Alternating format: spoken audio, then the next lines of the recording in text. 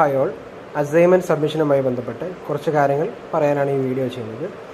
Assignment എങ്ങനെ prepare ചെയ്യാം എന്നുള്ളത് നമ്മുടെ ഫസ്റ്റ് വീഡിയോയിൽ അസൈൻമെൻറ്റ് പ്രിപ്പറേഷൻ എന്ന വീഡിയോ യൂട്യൂബ് ചാനലിൽ നിങ്ങൾക്ക് കാണാൻ പറ്റും. അത് കണ്ടിട്ടുണ്ടെങ്കിൽ നിങ്ങൾക്ക് എങ്ങനെയാണ് ഒരു അസൈൻമെൻറ്റ് പ്രിപ്പയർ ചെയ്യേണ്ടത് എന്നുള്ളത് കൃത്യമായിട്ട് മനസ്സിലാക്കാൻ പറ്റും. അപ്പം അസൈൻമെൻറ്റ് പ്രിപ്പയർ ചെയ്ത് കഴിഞ്ഞ ഒരു അസൈൻമെൻറ്റിൻ്റെ ഒരു രൂപം എന്ന് പറയുന്നത് 2 copy of evaluation sheet, then personal data sheet, then printed question paper, then return answer. ഇനി കൃത്യമായി മാർജിൻ വരച്ചിട്ട് ആൻസറുകൾ എഴുതുക. പ്രിൻറ്റഡ് ക്വസ്റ്റ്യൻ പേപ്പർ കമ്പൽസറി ആണ്, പേഴ്സണൽ ഡാറ്റ ഷീറ്റ് കമ്പൽസറി ആണ്, പിന്നെ ഇവാലുവേഷൻ ഷീറ്റ് 2 കോപ്പി കമ്പൽസറി ആണ്. അതിൽ നിങ്ങളുടെ എൻറോൾമെൻറ്റ് നമ്പർ, ദെൻ പ്രോഗ്രാം എന്നുള്ളിടത്ത് പ്രോഗ്രാം കോഡ് മാത്രം എഴുതുക, കോഴ്സ് കോഡിലുള്ളത് കോഴ്സ് കോഡ് മാത്രം എഴുതുക, നിങ്ങളുടെ സ്റ്റുഡൻസ് നെയിം കൃത്യമായിട്ട് വ്യക്തമായിട്ട് എഴുതുക, സ്റ്റഡി സെൻറ്റർ കോഡ് 1403 കൃത്യമായിട്ട് എഴുതുക, 2 ഫോമും ഫില്ല് ചെയ്യുക. പിന്നെ അസൈൻമെൻറ്റ് ഒരു കാരണവശാലും ബൈൻഡ് ചെയ്യുകയോ മറ്റു രീതിയിലുള്ള ക്ലിപ്പുകളോ ഒന്നും ഉപയോഗിക്കാതെ, പഞ്ച് ചെയ്യുകയൊന്നും ചെയ്യാതെ, പഞ്ച് ചെയ്തിട്ട് ഇങ്ങനെയുള്ള ഏതെങ്കിലും ഒരു ത്രെഡ് ഉപയോഗിച്ചിട്ട് ഇങ്ങനെ അഴിഞ്ഞു പോകാത്ത രീതിയിൽ, കൃത്യമായിട്ട് അഴിഞ്ഞു പോകാത്ത രീതിയിൽ കിട്ടുക.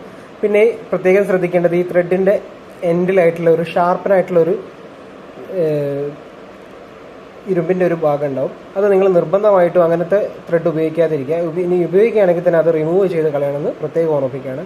മസ്റ്റായിട്ടും നിങ്ങൾ ആ ഷാർപ്പനായിട്ടുള്ള എഡ്ജ് കട്ട് ചെയ്ത് കളയണം. ഇങ്ങനെ അഴിഞ്ഞു പോകാത്ത രീതിയിൽ കട്ട് ചെയ്യാൻ വേണം.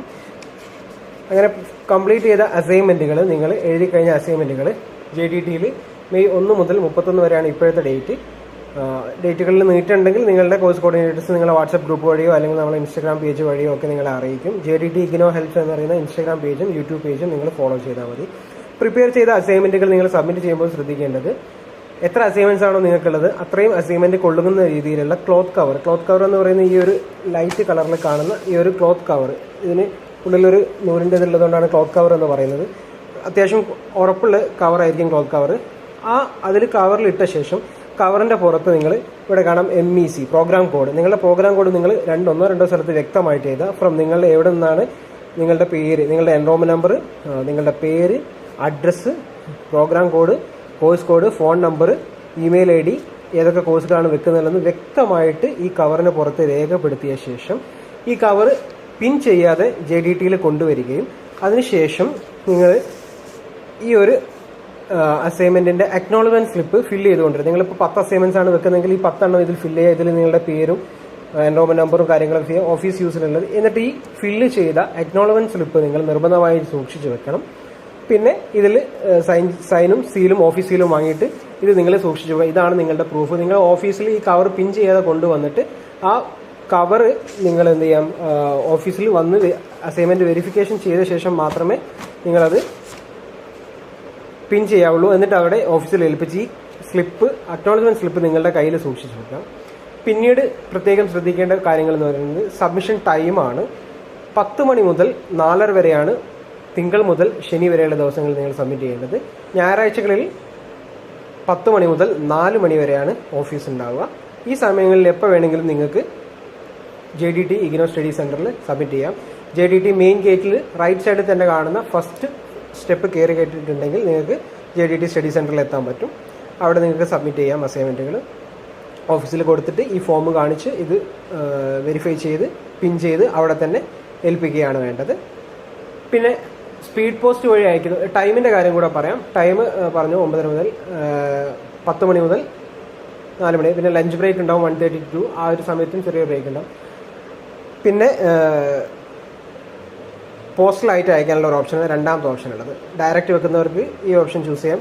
പോസ്റ്റലായിട്ട് അയക്കുന്നവർ ഈ ഫ്രം അഡ്രസ്സൊക്കെ എഴുതുന്നതിന് പുറമെ തന്നെ തൊട്ട് താഴെയായിട്ട് 2 അഡ്രസ്സ്, നിങ്ങളുടെ കോഴ്സ് കോർഡിനേറ്റർ നിങ്ങൾക്ക് 2 അഡ്രസ്സ് തന്നിട്ടുണ്ടാവും. ആ 2 അഡ്രസ്സ് കൃത്യമായി ഫില്ല് ചെയ്ത് സ്പീഡ് പോസ്റ്റ് വഴിയോ കൊറിയർ വഴിയോ നിങ്ങൾക്ക് അയക്കാം.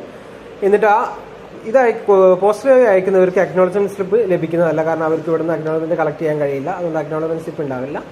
സോ അതുകൊണ്ട് തന്നെ നിങ്ങൾ ആ സ്പീഡ് പോസ്റ്റ് അയച്ച് രേഖ കീപ്പ് ചെയ്ത് വെക്കാം. കൂടാതെ എല്ലാവരും ശ്രദ്ധിക്കേണ്ട മറ്റൊരു കാര്യം, ഡയറക്റ്റ് വെക്കുന്നവരാണെങ്കിലും സ്പീഡ് പോസ്റ്റ് വഴി അയക്കുന്നവരാണെങ്കിലും ഒക്കെ ശ്രദ്ധിക്കേണ്ട ഒരു കാര്യം, അസൈൻമെൻറ്റിൻ്റെ റൂൾ പ്രകാരം നിങ്ങൾ അസൈൻമെൻറ്റിൻ്റെ ഫോട്ടോ കോപ്പി എടുത്തു വെക്കണമെന്നാണ്. ഫർദർ ക്ലാരിഫിക്കേഷൻ എന്തെങ്കിലും ആവശ്യമുണ്ടെങ്കിൽ നിങ്ങൾ ആ ഫോട്ടോ കോപ്പി സബ്മിറ്റ് ചെയ്യേണ്ടി വരും. ഇനി ഫോട്ടോ കോപ്പി നിങ്ങൾക്ക് എടുത്തു വെക്കാൻ ഫിനാൻഷ്യലി നല്ല ചിലവുണ്ടാവും. സോ അപ്പോൾ നിങ്ങൾ എന്ത് ചെയ്താണെന്ന് വെച്ചാൽ, നിങ്ങളുടെ അസൈൻമെൻറ്റ് സ്കാൻ ചെയ്ത് നിങ്ങളുടെ മൊബൈൽ ഫോണിലോ ഇമെയിൽ IDയിലോ സ്റ്റോർ ചെയ്ത് വെക്കുക. ഇൻ കേസ് എന്തെങ്കിലും ആവശ്യത്തിന് നിങ്ങളുടെ കോഴ്സ് കോർഡിനേറ്റർ ആവശ്യപ്പെടുകയാണെങ്കിൽ നിങ്ങൾ നിർബന്ധമായിട്ടും ആ കോപ്പി പ്രിൻ്റ് ഔട്ട് എടുത്ത് സബ്മിറ്റ് ചെയ്യേണ്ടി വരും. അഗെയിൻ എന്തെങ്കിലും ആവശ്യമുണ്ടെങ്കിൽ ഇൻ കേസ്. അപ്പോൾ നിങ്ങളുടെ അസൈൻമെൻറ്റ് മാർക്ക് വരുന്നവർ അല്ലെങ്കിൽ അസൈൻമെൻറ്റ് നിർബന്ധമായിട്ടും നിങ്ങൾ PDF ഫയലായിട്ടോ അല്ലെങ്കിൽ ഫോട്ടോ കോപ്പി എടുത്തിട്ടോ നിങ്ങൾ കീപ്പ് ചെയ്യണം നിങ്ങളുടെ ഫോണിൽ.